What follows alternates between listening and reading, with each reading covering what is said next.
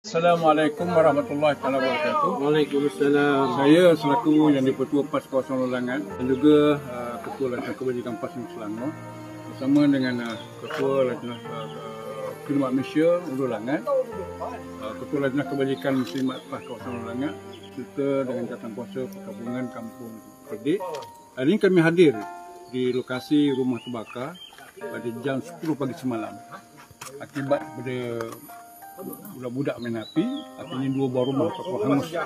Dan insyaAllah kami daripada PAS akan berusaha untuk kita mendapatkan kutub menerima jihad bagi membantu masa-masa seadanya.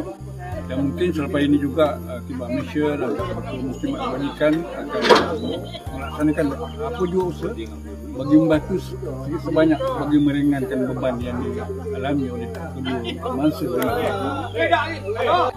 Dan ini sebagai kami datang ni sebagai tanda kasih sayang dan juga keprihatinan terhadap masyarakat setempat tanpa mengira kaum, agama dan juga ideologi politik. Kita sesama bangsa, sesama Islam wajib bantu membantu seadanya kemampuan, insya-Allah. Ada Khidmat Malaysia nak cakap apa-apa?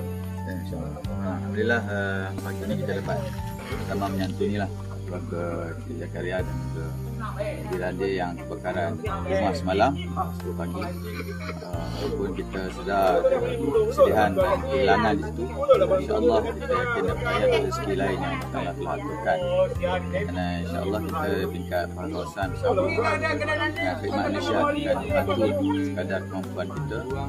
Sebagaimana kalau 10 tahun lepas jiran kita di sebelah sana pernah kebakaran dan kita dapat membantu seadanya. Dan insya-Allah kali ini kita beri komitmen yang sama ataupun lebih baik dalam memberikan bantuan kepada masyarakat, khususnya mangsa yang terlibat dalam kebakaran pada ini.